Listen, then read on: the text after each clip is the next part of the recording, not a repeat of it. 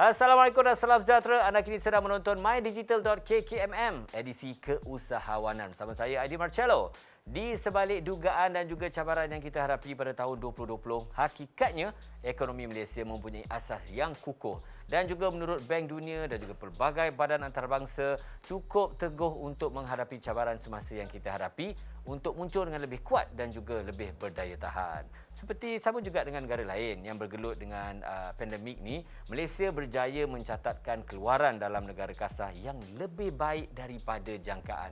Satu petunjuk jelas bahawa ekonomi negara menunjukkan tanda-tanda pemulihan yang stabil. Hari ini bersama MITI dan juga agensi di bawahnya, kita akan bincangkan topik transformasi industri bersama MITI. Nantikan sebentar lagi bersama saya hanya di mydigital.kkmm.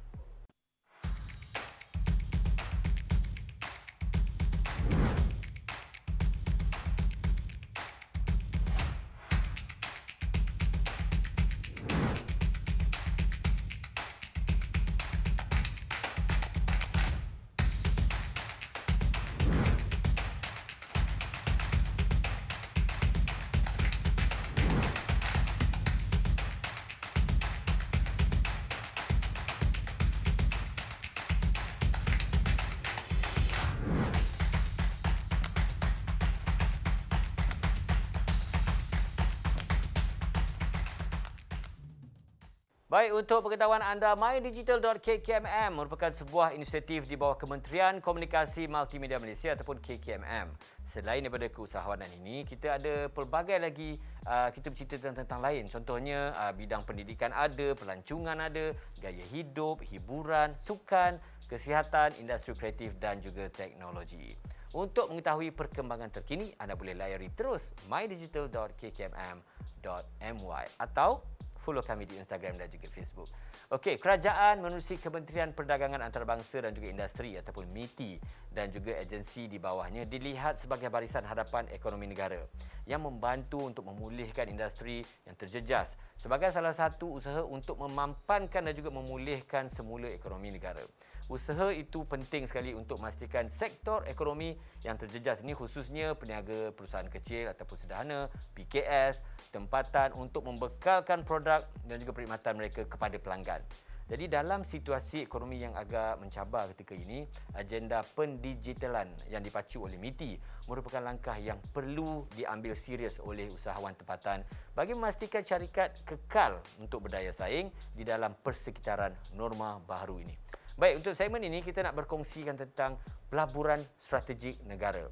Malaysia terletak secara strategiknya di tengah-tengah Asia Tenggara yang menawarkan kos lokasi kompetitif untuk pelabur yang berhasrat untuk menubuhkan operasi luar pesisir bagi pembuatan produk teknologi termaju untuk pasaran serantau dan juga antarabangsa. Jadi, untuk saya nak berkongsi dengan lebih terperinci, saya ditemani oleh Yang Berbahagia Datuk Arham Abdul Rahman, Ketua Pegawai Eksekutif Lembaga Pembangunan Pelaburan Malaysia ataupun MIDA. Selamat datang ke mydigital.kkmm. Datuk, apa khabar? Terima kasih. Alhamdulillah, sihat. Alhamdulillah. Datuk, MIDA ni memang orang dah kenal dah lama. Tapi sebelum itu mungkin Datuk boleh terangkan sikit secara ringkasnya mengenai MIDA sendiri. Okey. MIDA ataupun Lembaga Pembangunan Pelaburan Malaysia merupakan satu agensi utama di bawah Kementerian Perdagangan Antarabangsa dan Industri, MITI. So, tugas atau fungsi utama MIDA adalah untuk mempromosi dan juga membangunkan pelaburan di dalam sektor perikanan dan juga pembuatan untuk melaksanakan tugas-tugas dan fungsi yang diamanahkan oleh kerajaan. MIDA mempunyai sebanyak 20 pejabat di seluruh negara, terutama di negara yang mengeksport modal. Dan di samping 20 pejabat di luar negara, MIDA juga mempunyai sebanyak 12 pejabat di dalam negeri. So, pejabat-pejabat di luar negara dan juga di dalam negeri ini tertumpu kepada untuk memberikan fasilitasi, mengenal pasti pelabur-pelabur yang ingin melabur di dalam kedua-dua sektor yang saya nyatakan tadi, iaitu sektor perkilangan dan juga sektor pembuatan. Datuk, tadi Datuk ada cakap Maida ni antaranya fungsi utama untuk kita bagi macam dia punya facilities lah kan. Ya. Tapi macam pandemik hari tu Datuk, saya rasa memang cukup kesan dia cukup kuat. Ya. Kita pun tak boleh ke mana-mana. Jadi nak tanya dari segi cabaran, macam mana kita nak berkomunikasi, cabaran Maida semasa pandemik itu sendiri. Betul, dan juga memang kita cabaran tu memang hebat sekali ya. Terutama kita tidak pernah mengalami keadaan sedemikian rupa. Ya. Sebelum COVID, kita sentiasa melaksanakan promosi secara fizikal dan kita juga sentiasa mengadakan perbincangan bersemuka face to face. Tetapi memandangkan semasa pandemik kita tidak dapat laksanakan tugas-tugas dan fungsi yang saya nyatakan tadi. Justru untuk terus membantu dan juga memberi fasilitasi kepada syarikat-syarikat, kita telah menggunakan cara online atas talian. Dan kita juga menghadapi ataupun menerima banyak permintaan daripada syarikat-syarikat yang tidak berapa jelas mengenai apakah yang patut dilakukan, apakah sektor-sektor yang dibenarkan untuk beroperasi. So, Maida melalui pejabat di dalam negeri terutamanya dan juga di peringkat ibu pejabat sentiasa membuka khidmat selama 24 jam sehari sepanjang pandemik untuk terus memberikan fasilitasi dan juga membantu syarikat-syarikat yang mengalami kesukaran untuk beroperasi. Baik, maksudnya kita punya communication tu tak terbatas Tak lah. terbatas, tak terbatas. 24/7 tu 24/7. Sehingga kan bagi syarikat-syarikat yang ingin memohon untuk lesen penghilang dan juga insentif, kita telah mengadakan sistem ataupun permohonan yang dilakukan secara online juga. Ya. Tidak ada lagi melalui fizikal, kertas fizikal. Ya. Ada baiknya juga Datuk ya. Ya. Memudahkan lagi, betul. Ya. Datuk, saya nak sentuh sikit, nak tanya juga pandangan Datuk mengenai peluang pelaburan strategik di negara kita sampai sehingga hari ini. Macam mana Datuk nampak? Okey, Malaysia ni memang terkenal di seluruh dunia sebagai hub ataupun lokasi bagi pelaburan-pelaburan yang berintensifkan modal, yang berintensifkan teknologi, berintensifkan inovasi. Berdasarkan kepada kajian-kajian institusi antarabangsa seperti Bank Dunia, seperti IMF telah memberikan satu ranking kedudukan yang baik kepada negara Malaysia dari segi memudahcarakan perniagaan, dari segi ease of doing business, dari segi melaksanakan projek. So berdasarkan kepada ranking-ranking yang telah dinyatakan tadi, Malaysia memang berpotensi, bukan saja berpotensi, memang telah berpotensi untuk melaksanakan, untuk menarik lebih banyak pelaburan-pelaburan yang strategik, di mana kita berfokuskan kepada yang berteknologi tinggi, inovasi yang berintensifkan modal. Baik, seterusnya Datuk, ialah Malaysia memang dah dikenali kan. Kalau pula dapat support daripada world macam tu lagi senang sikitlah. Betul. Kita nak tanya tentang National Investment Aspiration ataupun NIA ni, yang dapat menyokong aspirasi Malaysia untuk menjadi hub. Macam tadi Datuk ada sentuh tentang hub kan. Macam mana? Cuba Datuk kongsikan sikit tentang NIA ni. Okey, National Investment Aspiration ataupun secara singkatnya NIA telah diterima pakai oleh kerajaan Malaysia. So dia ada parameter tertentu. Dalam NIA ni kita menjurus kepada ESG, in English Environment Social Governance, atau dalam bahasa Malaysianya alam sekitar, sosial dan tadbir urus. So di bawah ESG ni kita menumpukan kepada kerajaan Malaysia akan membantu syarikat-syarikat yang ingin melabur di Malaysia, terutamanya bagi tujuan ekspor. Negara-negara yang mereka akan ekspor barang tu akan bertanya apakah sumber tenaga elektrik yang digunakan, adakah ini mencecahkan alam sekitar. Dari segi sosial, adakah contohnya atau adakah pekerja-pekerja yang dilaksanakan yang digaji untuk bekerja dengan syarikat tu, adakah ini ada buruh yang paksa or something like that. Dan kita di bawah NIA ni kita tidak secara pertumbuhan ekonominya akan throughout the country. Inclusivity. Dan kita juga ingin meningkatkan kemampuan, capability syarikat-syarikat tempatan, terutamanya bagi mereka untuk memberikan untuk memenuhi rantaian bekalan dari segi memberi komponen alat-alat ganti kepada syarikat-syarikat multinational company yang dah ada di sini. So itu antara lain NIA, dan saya rasa NIA adalah satu polisi yang tepat. Pada masa yang dapat, ini merupakan satu polisi jangka masa panjang. Semua polisi yang akan dikeluarkan oleh kerajaan akan menjurus kepada NIA ini. Dan saya yakin dengan adanya polisi NIA ini, kita akan dapat terus menarik pelaburan-pelaburan yang berteknologi tinggi dan menjadikan Malaysia sebagai hub untuk pasaran ekspor. Dia lebih dipercayai betul. Baik, sebenarnya ada banyak lagi kita berbual dengan Datuk sebenarnya. Sebelum itu, kita ada sedikit video yang kita ingin kongsikan kepada anda semua. Silakan. Optimizing smart manufacturing to streamline the making of goods, Malaysia is embracing the fourth industrial revolution. Elevated industry productivity and accelerated innovation capabilities are transforming Malaysia into a premier solutions provider for advanced technologies. Malaysia's free trade agreements offer companies access to a market of more than 4 billion people globally. This market access presents tremendous opportunities for companies to expand their commercial reach while boosting competitive advantage and driving financial growth. Ranked among the top emerging markets for investment and recognized for its protection of investors, as well as its responsiveness to facilitating business needs, Malaysia is the offshore base from which your company can prosper. The country has a rich cultural heritage which comprises a multitude of fascinating traditions, while its modern living standards promote the well-being of all who call Malaysia home.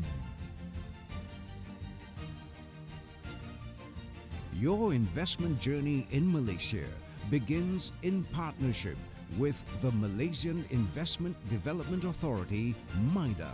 With over 50 years of experience working with international companies, MIDA has a proven track record of attracting foreign investment and developing domestic investment.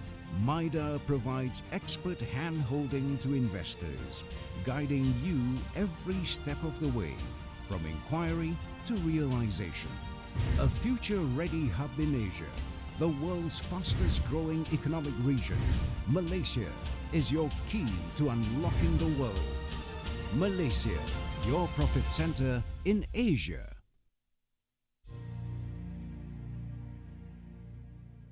Baik, itu dia video yang sempat kami kongsikan kepada anda. Bila kita tengok video tu, Datuk, kita dah tahu dah macam mana peranannya Malaysia dengan negara-negara luarnya MIDA ni sangat-sangat penting.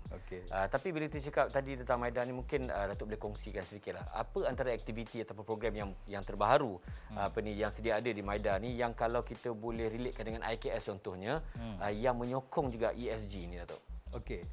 Antara inisiatif yang kita jalankan untuk membantu, terutama bagi syarikat-syarikat kecil dan sederhana, kita adakan program padanan perniagaan, di mana kita memberi ruang kepada syarikat-syarikat kecil dan sederhana ini bertemu dengan syarikat-syarikat asing terutamanya yang mempunyai teknologi, di mana melalui padanan ini akan berlaku perpindahan teknologi antaranya. Di samping itu juga akan beri peluang kepada syarikat-syarikat sederhana dan kecil untuk menjadi pembekal, rantai yang bekalan dari segi produk untuk membekalkan kepada syarikat-syarikat multinational company ini. Itu satu. Nombor dua, kita sentiasa mengadakan roadshow di mana sentiasa memberikan maklumat terkini mengenai apakah peluang-peluang yang ada kepada syarikat-syarikat kecil dan sederhana. Bukan sahaja peluang, kita ingin juga maklumkan kepada syarikat-syarikat ini apakah fasilitasi dan juga insentif-insentif yang diberikan oleh kerajaan untuk membantu syarikat-syarikat ini. Dan sedia maklum, semasa pandemik, syarikat-syarikat kecil dan sederhana ini adalah terlibat secara langsung, di mana mereka menghadapi kesukaran. Inilah masanya mereka memerlukan bantuan kerajaan. So kerajaan akan sentiasa membantu syarikat-syarikat ini dan juga memberi tunjuk ajar panduan agar mereka bukan saja menjadi local champion, kalau boleh tingkatkan lagi kemahiran dan capability, dan insya-Allah mungkin akan jadi multinational company. Datuk, saya berminat bila Datuk cerita tentang yang dipanggil business matching tu padanan tu Jadi maksudnya bila kalau dia macam IKS contohnya kan. Betul. Mungkin tak pernah expose dengan company international di luar, dapat pula padanan apa dipanggil perniagaan tu kan. Jadi saya rasa memang satu jalan yang cukup terbaik macam Datuk pun cakap, kalau boleh melangkah dengan lebih jauh ke peringkat international contohnya. Betul. Tadi Datuk ada cakap juga tentang peluang. Mungkin Datuk boleh sentuhkan sedikit tentang peluang. Apa antara peluang-peluang yang Maida berikan kepada mereka tu? Okey, peluang yang ada adalah dari segi macam saya katakan tadi lah, peluang kepada mereka untuk membekalkan produk mereka kepada syarikat-syarikat asing. Nombor satu. Nombor dua, peluang untuk memudah carakan lagi bagi mereka untuk mendapatkan bantuan daripada kerajaan. Nombor tiga, bila Maida menarik pelabur-pelabur dari luar negara, kita bukan saja tertumpu kepada teknologi yang tinggi, itu betul. Dan kalau boleh dalam jangka masa sederhana dan juga masa kepanjang, kita harapkan syarikat-syarikat multinational company ini akan memindahkan teknologi dari segi R&D, research and development, dari segi training, dari segi otomasi proses pengeluaran syarikat-syarikat sederhana. Dan ini merupakan satu peluang. Actually kalau saya ingin nyatakan banyak peluang-peluang yang ada, dan syarikat-syarikat ini boleh melawat website Maida dan sentiasa ada ruang untuk mereka, dan juga boleh kontak hubungi pegawai-pegawai Maida. Baik. Saya kira masa pandemik ni lagi rancak sebenarnya. Lagi rancak, betul. Baik, seterusnya nak tanya sikit tentang perancangan Maida lah untuk tahun next year ni 2022. Okey. Berlandaskan NIA, kita kena maju ke hadapan dan kita akan menggiatkan semula promosi pelaburan ke luar negara. Semasa pandemik tak dapat banyak kita lakukan kerana sempadan tutup. Bukan sempadan negara luar negara tutup, sempadan negara kita pun tutup. So selepas pandemik ni kita ingin mengiatkan lagi semula misi-misi pelaburan untuk menarik lebih banyak pelaburan, dan kita akan kenal pasti dulu apakah syarikat-syarikat yang kita ingin tarik, yang kita nak jumpa tu, kita kena identify dulu, kenal pasti. Itu satu. Nombor dua, kita berdasarkan kepada bajet 2020 ada tersedia ataupun kerajaan telah membuat pengumuman di mana ada beberapa insentif yang kita ingin nyatakan kepada pelabur-pelabur di luar negara terutamanya.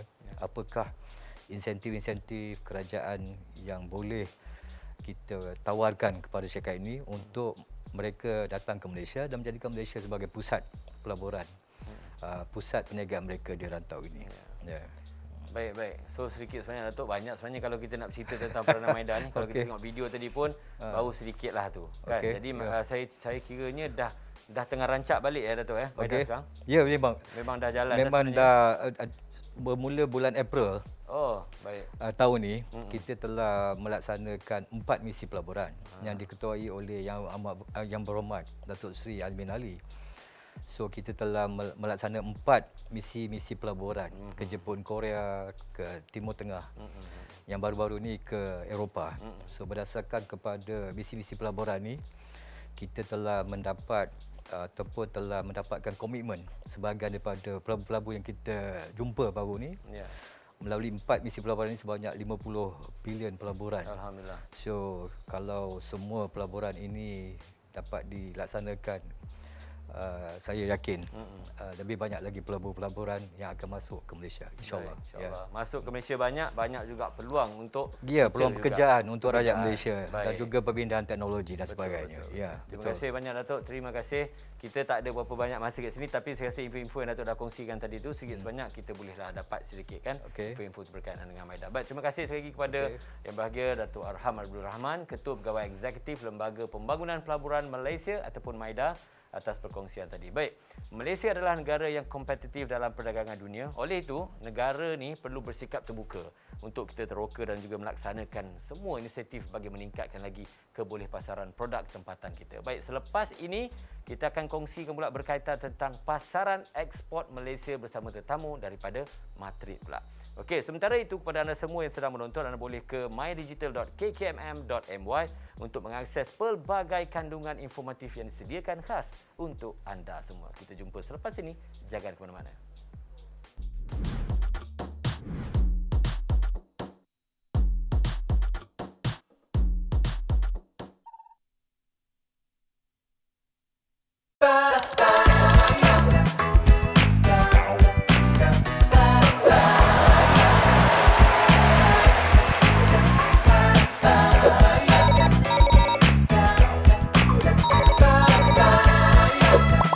Unify duniamu hari ini dan nikmati kemungkinan tanpa had. Dapatkan peranti pintar daripada RM69 sebulan. Kunjungi TM Point berhampiran atau daftar sekarang di unify.com.my. Unify.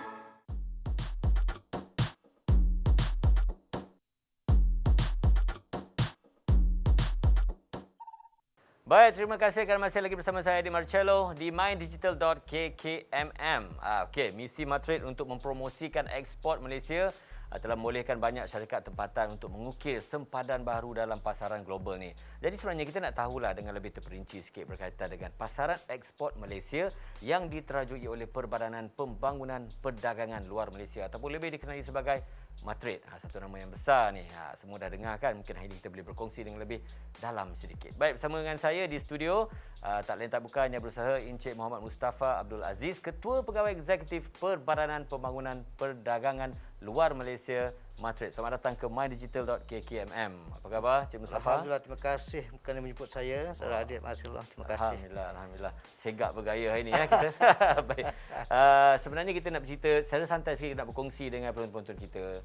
Terutama yang pertama sekali mungkin secara ringkasnya mengenai Matrade sendiri. Mungkin Cik Mustafa boleh cerita sikit tentang fungsi Matrade ni. Matrade ni dikenali sinonimnya because we call it as Malaysia External Trade Development Corporation bahasa Inggeris, tapi dalam bahasa Malaysia ni adalah Perbadanan Pembangunan Perdagangan Luar Malaysia. Yang mana salah sebuah agensi di bawah MITI, Kementerian Perdagangan Antarabangsa dan Industri, dan kami telah ditubuhkan pada 1993. Dan peranan utama Matrade adalah menggerakkan aktiviti promosi produk kita di luar negara dan juga perkhidmatan kita di luar negara. Dan antara peranan yang dimainkan oleh Matrade adalah menemukan atau memadankan pengeksport kita dengan pembeli atau pengimport. Nah, macam mana kita lakukan adalah kita beri bimbingan kepada mereka. It's a handhold program, bimbingan, khidmat nasihat, dan kita adakan padanan di antara pembeli dan juga pengeksport. Matrade mempunyai 46 pejabat luar negara, 5 pejabat wilayah dan ibu pejabat di Kuala Lumpur, dan peranan kami amat besar dengan jumlah ekspor sekarang ni pada bulan Januari sehingga Oktober mencecah 1.004 trilion ekspor kita. Wow. Jadi kami akan terus menggerakkan aktiviti kami dalam mengembangkan sayap kita di luar negara. Ya, Mustafa, baru intro tu, baru poin pertama tu. Saya dah boleh rasa dah dia punya bebanan tanggungjawab. Nak pula tadi kata macam business matching, tempatan dengan luar dan sebagainya kan. Apa international punya level ni. Mungkin kita nak cerita sedikit lah satu. Cabarannya macam mana? Dia punya cabaran macam mana kita nak meningkatkan dia punya collaboration antara ekspor dengan kita dan juga luar negara ni. Okey, cakap pasal cabaran tu banyak. Matrade dah ditubuhkan hampir 28 tahun. Daripada we started dengan tak adanya massive internet usage sampailah sekarang ni digital platform. Bagi saya ceritakan sedikit contohnya sebelum pre-pandemic, sebelum pandemik berlaku, di mana Matrade membawa pengeksport kita ke luar negara. Pada tahun 2019 kita membawa lebih daripada 1,000 syarikat keluar dalam berbagai bentuk aktiviti. Contohnya terlibat dalam pameran perdagangan antarabangsa di luar negara, dan kita bawa juga pengimport pembeli ke Malaysia dalam we call it International Sourcing Program, INSP. Kita juga menarik exhibitors di dalam pameran MIHAS, for example, pameran halal. Jadi bila sebelum pandemik memang kita agresif, kita keluar merata dunia. Tapi bila pandemik berlaku, kita terkejut sekejap macam mana cara kita tak pergi, perkara physically kita tak boleh masuk ke negara luar dan terbatas, dan kita mula activate kita punya aktiviti dalam bentuk digital platform. Di situlah bermulanya cabaran di mana untuk educate, untuk menyedarkan pengeksport kita bahawa kita tidak terbatas dengan buat promosi dengan secara fizikal, tetapi kita terpaksa menggunakan digital platform, and it was very successful. Memang berjaya sesungguhnya. Ya, macam Encik Mustafa cakap tadi lah, kalau dulu secara fizikal, bila kita meeting Encik Mustafa, secara fizikal ni punya trust level tu sangat tinggi. Bila secara digital ni dia takes time sikit lah. Tapi alhamdulillah berjaya. Alhamdulillah. Nama kita pun dah besar, bukan kecil. Antara lainnya, apa pandangan Encik Mustafa sendiri tentang keupayaan fasiliti untuk kita mendapat sokongan perniagaan ekspor negara-negara kita sampai hari ini macam mana? Okey,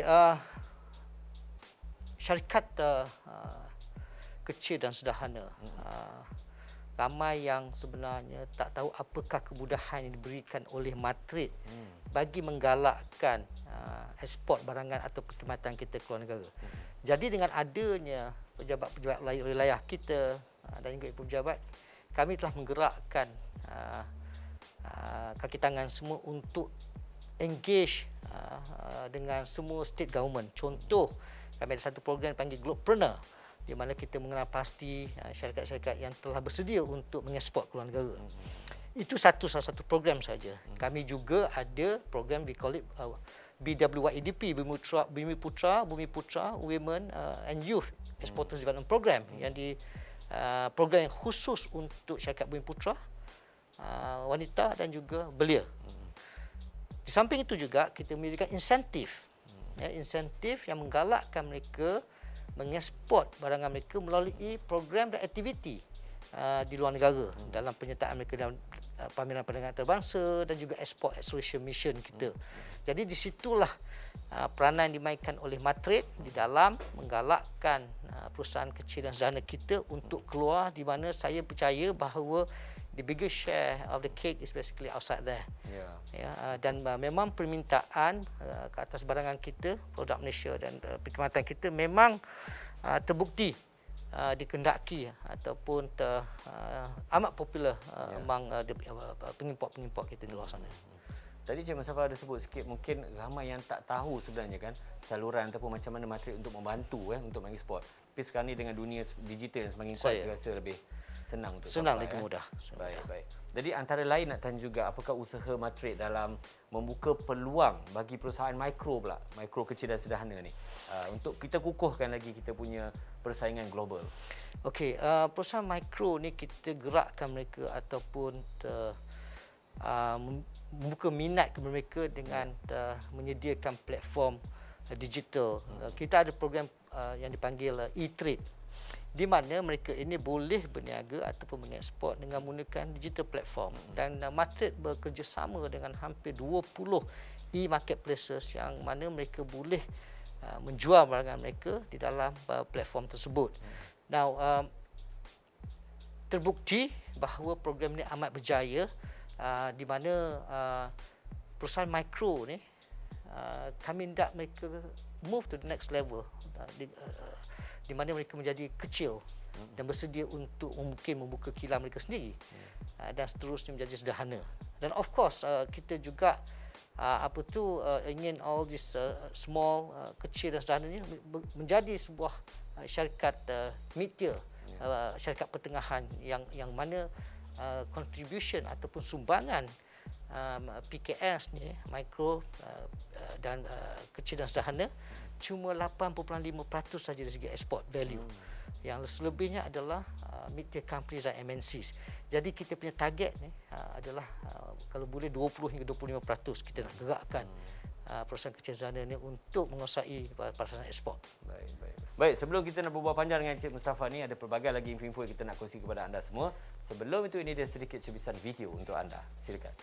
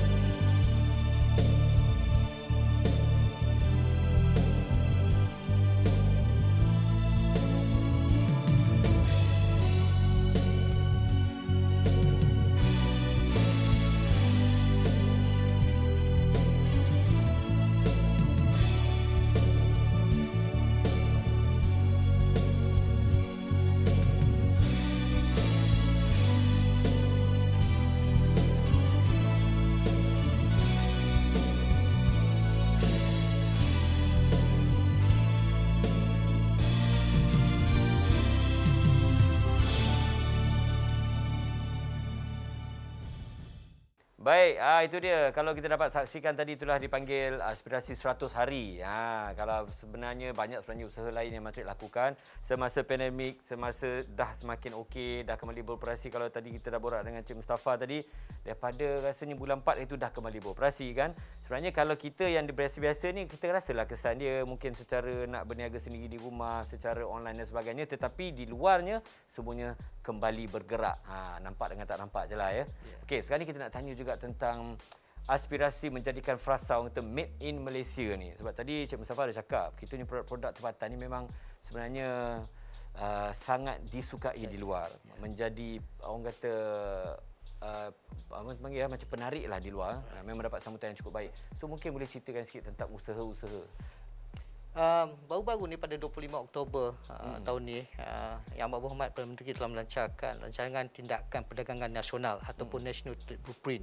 Ianya merupakan perancangan strategik jangka masa panjang, 5 tahun target itu. Dan Matrix menerajui di dalam agenda ini, di mana kita ada 8 jawatankuasa kerja yang mana diterajui oleh kementerian-kementerian tertentu di dalam mencapai aspirasi negara, menjadikan Malaysia ini sebuah negara perdagangan yang berdaya saing maju.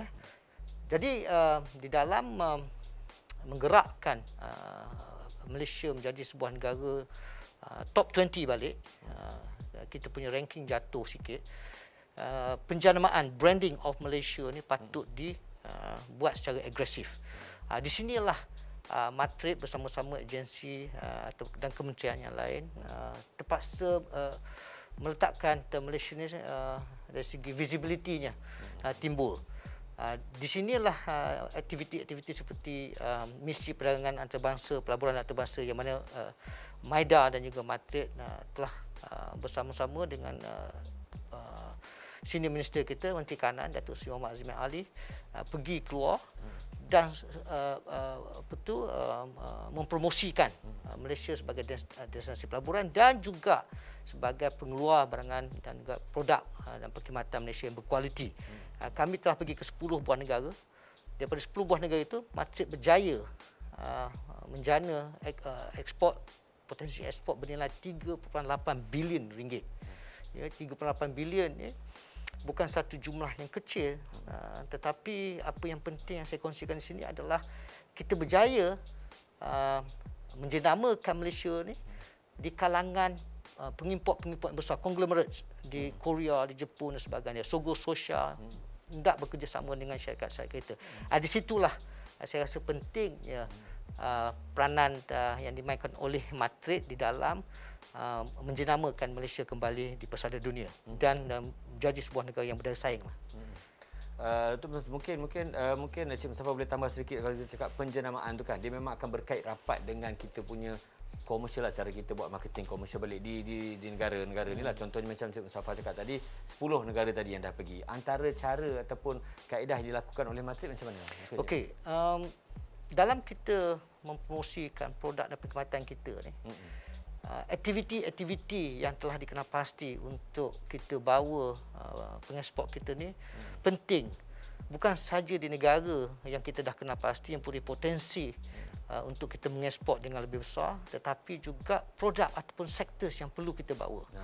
Contohnya, kalau katalah di Middle East, di Timur Tengah, Dubai, di situlah berlakunya pameran yang paling besar di dunia, pameran makanan, International Food Exhibition, iaitu GovFood, yang mana setiap tahun Matrix akan membawa lebih 100 syarikat untuk participate menyertai pameran tersebut. Dan itu juga memberi kesan kepada ekspor kita, kerana Dubai dikenali sebagai hub di mana semua pembeli pengimport daripada negara-negara lain akan datang ke Dubai semasa pameran tu, dan di situlah kita Matrix akan menganjurkan pemadanan business matching di antara Malaysian companies dengan di luar. Dan program contoh lagi satu saya nak bagi kongsi sini adalah program Export Acceleration Mission. Export Acceleration Mission ni di mana kita bawa 10 ataupun 15 syarikat dalam satu sektor specialized, kita bawa ke negara-negara yang kita nampak ada potensi untuk kita mengeksport ataupun menawarkan perkhidmatan. Contohnya dengan ASEAN, Vietnam, dengan pembangunan yang pesat dan sebagainya, dia memerlukan professional services, arkitek kita, engineers kita dan sebagainya. Di situlah Matrix akan mainkan peranan untuk matchkan diorang dengan developers dan sebagainya. Dan of course membawa pengimport, pembeli daripada luar negara di dalam pameran antarabangsa kita, MIHAS, the biggest international food show, pameran halal yang paling besar. Di mana Matrix memainkan peranan untuk membawa lebih kurang 4 hingga 500 pembeli.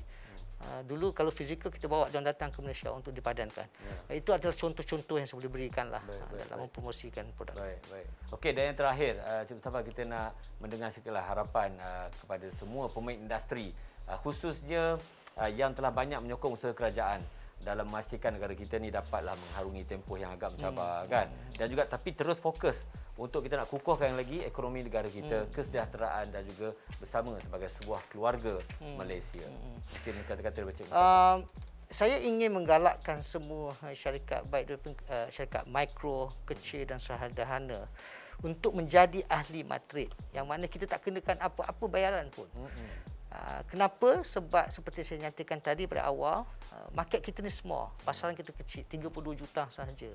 Tetapi yang sebenarnya peluang itu sebenarnya di luar sana. Ini terbukti dengan peningkatan ekspor kita pada tahun ini. Walaupun pandemik tak pernah berlaku dalam sejarah negara, ekspor kita sekarang selama 10 bulan pada average-nya 100 bilion sebulan. Sebulan 100 bilion ringgit, dan kita telah pun mencapai 1 trilion. Jadi kalaulah figures ni, numbers ni tak dilihat sebagai peluang kepada syarikat-syarikat kita, maka kita terlepas peluang tu. Jadi aspirasi Matrix adalah untuk meningkatkan lagi pelibatan syarikat-syarikat kecil dan sederhana, sama juga macam mikro tadi, untuk menyertai kami untuk kita mencari pasaran di luar sana. Dan Matrix dengan pejabat, 46 pejabat di luar negara, 5 pejabat wilayah dan ibu pejabat kami di Kuala Lumpur, dengan rela hati bersedia untuk membantu. Dan itulah yang saya tekankan kepada pegawai kaki tangan saya, bahawa tugas kita cukup besar, iaitu menaikkan balik nama negara dan menjadi sebuah negara pengeksport yang berjaya. Jadi peluang dah nampak, figure pun dah ada sebenarnya, bukti dah pun kita nampak dengan jelas. Jadi janganlah kita rasa tak ada peluang. Jadi kena pandai-pandailah usaha sikit untuk mencari peluang, dan dibantu sepenuhnya juga oleh kerajaan kita. Baik, insya-Allah. Terima kasih banyak-banyak kepada yang berusaha, Encik Muhammad Mustafa Abdul Aziz, Ketua Pegawai Eksekutif Perbadanan Pembangunan Perdagangan Luar Malaysia ataupun Matrix. Terima kasih sekali diucapkan atas perkongsian, walaupun sedikit tapi saya rasa banyak info-info baru yang saya dapat sebenarnya. Terima kasih banyak. Baik, untuk segmen terakhir selepas ini kita akan bersama dengan seorang lagi tetamu daripada MPC yang akan berkongsi berkaitan memacu produktiviti negara. Okey, kepada anda semua yang menonton sekarang, selain daripada temu bual ini, anda juga boleh ke booth-booth yang disediakan di dalam portal mydigital.kkmm.my. Jadi jangan ke mana-mana, kembali bersama saya Hadi Marcello selepas ini.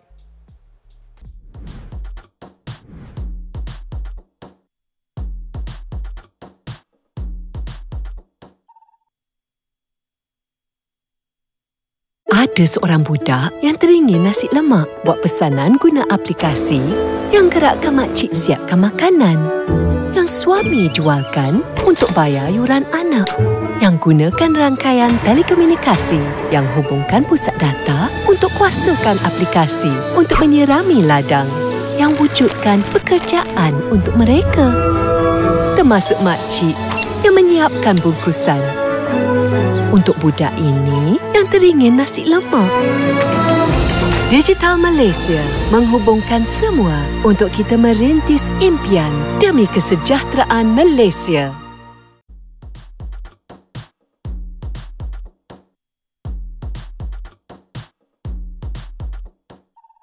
Baik, kembali lagi bersama saya di Marcello dalam mydigital.kkmm. Baik, untuk pengetahuan anda, selain daripada edisi keusahawanan ni, mydigital.kkm juga ada macam-macam lagi kategori lain untuk tontonan anda. Macam antaranya kita ada pendidikan, pelancongan, keusahawanan, hiburan, industri kreatif pun ada, sukan, teknologi dan kesihatan. Tujuannya adalah satu, untuk mengupas segala inisiatif kementerian dan juga agensi agar sampai terus kepada anda semua. Apa yang anda perlu buat hanyalah layari mydigital.kkmm.my. Okey, kita masih lagi belum berakhir. Kita masih lagi bincangkan tentang transformasi industri bersama MITI dan juga agensi-agensi di bawahnya. Kita dah banyak kongsi tadi, segmen pertama, segmen kedua kan, dah sampai takhir ni sebenarnya. Ini kita nak cerita tentang yang lebih terperinci sedikit. Sama juga untuk memacu produktiviti negara ni. Kali ini kita bersama dengan Perbadanan Produktiviti Malaysia ataupun MPC. Dan tak lain tak bukan, bersama saya di studio yang berbahagia Datuk Abdul Latif Haji Abu Suman, Ketua Pengarah Perbadanan Produktiviti Malaysia ataupun MPC. Selamat datang ke studio mydigital.kkmm. Khabar Datuk, sihat? Alhamdulillah sihat. Terima kasih. Baik, sama-sama. Okay, Datuk, kita macam biasalah mula-mula untuk nak intro ni kepada penonton kita ni. Kadang-kadang kalau kita terus jam, dia tak faham pula kan MPC itu apa. Mungkin sedikitlah secara ringkasnya peranan MPC ni sendiri, Datuk. Okay. Nama pun Perbadanan Produktiviti Malaysia. Yeah. Maksudnya kami ni dalam urusan meningkatkan produktiviti negara. Bukan hanya peringkat kebangsaan tapi juga peringkat sektor ekonomi dan juga peringkat organisasi. Jadi kita merupakan agensi yang menyediakan maklumat kepada rakyat, kepada kerajaan, ya, pemegang taruh tentang di mana kedudukan produktiviti negara. Dan kita juga membandingkan di mana Malaysia berada di kalangan negara-negara lain. Peringkat ASEAN, kita bandingkan negara maju seperti negara OECD dan sebagainya. Jadi MBC ni dia menyediakan banyak perkhidmatan. Antaranya ialah kita lakukan kajian dan capaian daripada kajian itu kita gunakan untuk menasihati kerajaan dalam kita membentuk dasar dan strategi bagi meningkatkan produktiviti negara. Dan masa yang sama juga kita juga menyediakan pengkalan data yang boleh dijadikan sebagai rujukan. Data bukan hanya berkaitan dengan produktiviti saja bagi setiap sektor ekonomi, tetapi juga kita juga menyediakan data berkaitan dengan amalan-amalan terbaik kerana kita ingin mempromosi amalan terbaik yang boleh dijadikan sebagai rujukan oleh organisasi di Malaysia. Jadi kita juga ingin dilihat sebagai agensi yang merupakan sebagai rujukan utama. Ya, nama pun sebagai institusi produktiviti negara. Kita juga dijadikan sebagai rujukan di mana semua pihak mendapatkan khidmat nasihat, khidmat perundingan. Masa yang sama juga kita juga menyediakan banyak inisiatif yang boleh meningkatkan produktiviti negara, sama ada dari segi sistem, dari segi persijilan, dari segi penambahbaikan proses dan sebagainya. Baik. Datuk, macam tadi kita dah bersama dengan agensi-agensi lain. Diorang pun bila kalau yang dahulunya secara fizikal ni memang senang untuk kita nak kawal sikit lah tu. Ya. Tapi semasa pandemik mungkin Datuk boleh kongsikan sikit antara cabaran yang dilalui oleh MPC. Ya. Bukan rahsia lagi. Ya, bila berlakunya pandemik memang banyak kekangan. Ya. Banyak peniaga-peniaga tidak dapat beroperasi seperti biasa. Ya, syarikat-syarikat juga menghadapi masalah aliran tunai. Kerana kekangan pergerakan yang membataskan mereka beroperasi seperti biasa. Tapi apa yang kita lakukan sebenarnya kita ada teknologi. Banyak perkara yang tidak semestinya kita lakukan secara konvensional, ya, secara fizikal. Dan salah satu mandat yang diberi pada MPC ialah melihat kepada peraturan yang kita ada. Sebab setengah peraturan itu contohnya yang memerlukan syarikat-syarikat bila dia nak memperhabis lesen. Kalau kita lihat sekarang ni bila ekonomi sudah mula buka, kita sudah mula membuka ya untuk ekonomi syarikat beroperasi. Salah satu keperluan bila kita nak renew license, ya, nak memperhabis license, di mana diminta diberikan syarat perlunya ada penyata kewangan. So, kalau 2 tahun yang lepas, 3 tahun lepas, penyata kewangan apa yang kita bercakap kerana semua pihak menghadapi masalah dari segi aliran tunai. Selain pada itu, kalau kita lihat juga tentang perlunya kita ada pejabat fizikal. Alamat. Jadi kalau nak menyewa di Kuala Lumpur cukup mahal.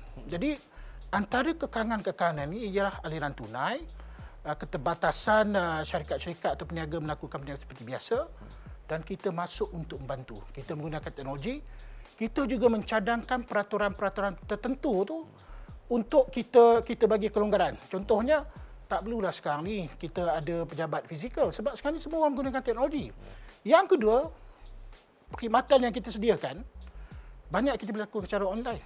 Sama ada pemasaran, sama ada khidmat nasihat kita berikan, sama ada latihan, termasuk juga Kalau dalam sektor pelancongan kita ada virtual tourism. Ya, ini yang cabaran kita hadapi, tapi boleh kita tangani dengan bersifat lebih kreatif. Baik. Saya rasa Datuk dah sentuh tentang tadi ya. Maksudnya macam mana kita nak buat peraturan untuk yalah memodernkan lagi perniagaan. Macam dulu secara fizikal, sekarang online dan sebagainya. So maksudnya tak nampaklah ada kekangan sikit kat situ ya, Datuk. Okey, untuk seterusnya lah dari segi usaha MPC untuk meningkatkan lagi produktiviti ataupun inovasi kalangan tenaga kerja di Malaysia ni, Datuk. Okey. Kita perlu menggalakkan pekerja-pekerja di Malaysia ni lebih bersifat kreatif. Jadi kita kena sediakan platform. Perlu juga ada insentif, ya. Masa yang sama juga kalau kita lihat bila berlakunya pandemik COVID-19 ni, ia sebenarnya mempercepatkan lagi inisiatif untuk kita berkreatif. Contohnya, saya pun tidak jangka ya, kalau kita lihat sebelum ni setengah organisasi ni dia cuma boleh menjual katakan barangan. Saya bagi satu contoh, syarikat mengeluarkan susu segar.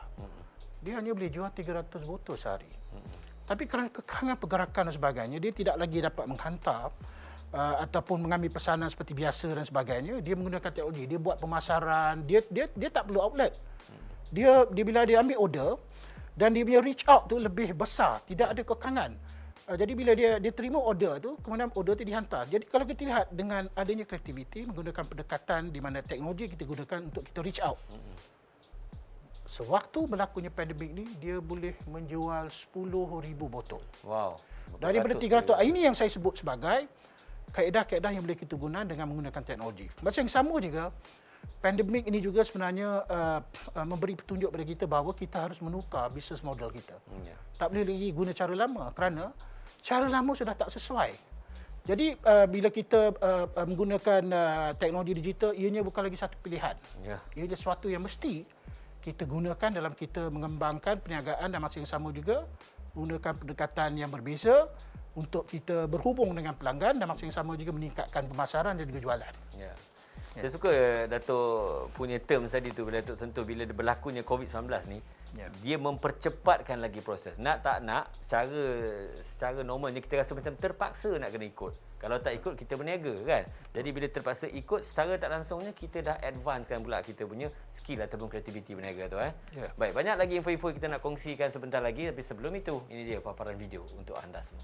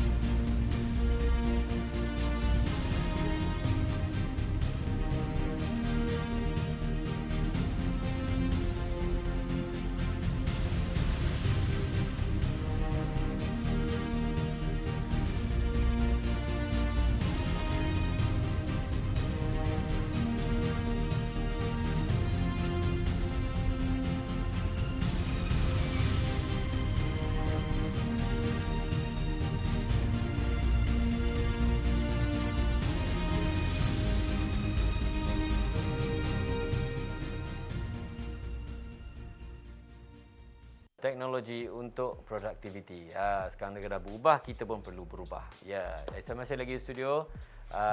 Jadi kita nak bertanya lagi, teruskan tu Kita nak cerita tadi sebab Datuk kata yang paling penting sekarang ni tentang data lah kan. Tapi kita nak tanya juga macam mana cara untuk kita nak menyediakan maklumat tentang kan macam-macam tentang produktiviti ada, kalau berniaga tentang kualiti, daya saing, amalan terbaik dan aktiviti. Nak tentang penyelidikan ada ataupun pangkalan data ni, Datuk mungkin boleh jelaskan sikit. Data hanya kita boleh perolehi kalau kita menjalankan usaha sama. Kita mesti ada apa yang kita panggil smart partnership. Contohnya banyak juga data yang kita dapat daripada industri, daripada orang ramai. Tapi data tu hanya akan disumbangkan sekiranya kita berjaya menjalin hubungan yang baik. Orang tak akan berkongsi, dia takkan orang kata membuka media sebagainya kalau dia tak nampak apa ni nilai terhadap inisiatif yang kita lakukan. Jadi data tu boleh kita dapatkan dari segi pendidikan yang kita lakukan, tapi punca data yang disumbangkan mestilah datang dari syarikat-syarikat, orang ramai dan sebagainya. Yang kedua, kita harus ingat Malaysia sebuah negara ataupun ekonomi yang terbuka. Dia tidak orang kata berdiri dengan sendiri. Sudah tentu kita juga perlukan data peringkat antarabangsa supaya kita boleh melihat di mana kita berada.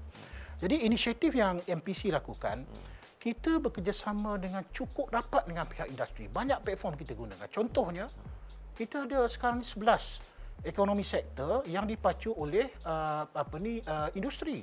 Kita ada apa yang kita panggil productivity champion.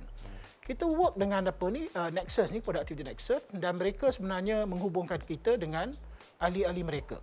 Dan data yang kita perlukan, nyatakan apa data. Contohnya data kita nak tahu tentang keuntungan yang mereka perolehi untuk tahun-tahun yang lepas contohnya, ataupun mungkin cabaran yang mereka hadapi, kekangan yang mereka hadapi, termasuk masalah yang mereka hadapi sepanjang COVID dan juga sepanjang PKP dilaksanakan. Jadi kalau kita lihat data ni sebenarnya boleh kita perolehi melalui kerjasama erat, bukan hanya MPC dengan pihak industri, tetapi juga MPC dengan agensi-agensi kerajaan lain, bukan hanya di peringkat kebangsaan tetapi juga peringkat antarabangsa. Jadi hubungan ni penting.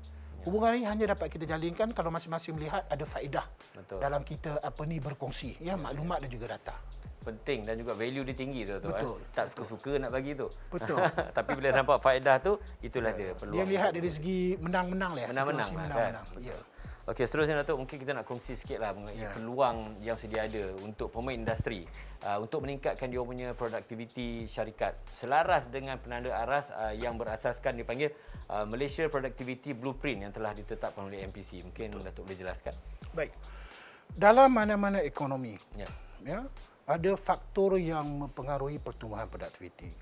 Tetapi dalam Malaysia Productivity Blueprint ataupun Blueprint Productivity Malaysia, kita dapati bahawa ada 5 faktor. Pertamanya, pekerja macam mana yang kita nak. Bakat. Pekerja ni ramai, tapi adakah mereka ni mempunyai bakat selari dengan apa yang industri kendaki. Itu satu.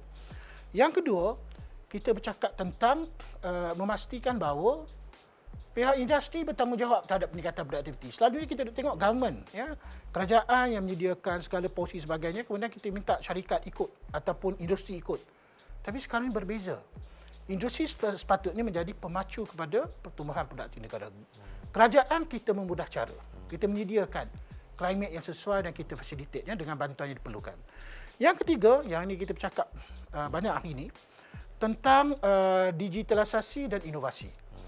Kita suka tak suka dalam keadaan sekarang ni, dunia sekarang ni menggunakan banyak teknologi digital.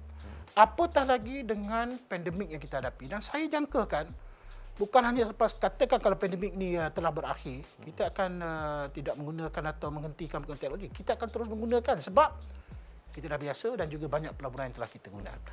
Yang ketiga ni, yang penting ialah yang keempat tadi saya sebut tentang talent, saya sebut tentang teknologi dengan digitalisasi, kemudian kita juga lihat tentang industri bertanggungjawab sebagai pemacu produktiviti.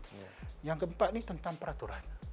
Peraturan ni saya bukan melihatnya dari segi undang-undang dasar dan sebagainya. Peraturan ni termasuk juga proses prosedur. Kerana ini dianggap sebagai regulatory instrument, alat-alat yang mengawal ekonomi. Jadi kita kena pastikan peraturan yang ada ni menyokong, bukan membebankan.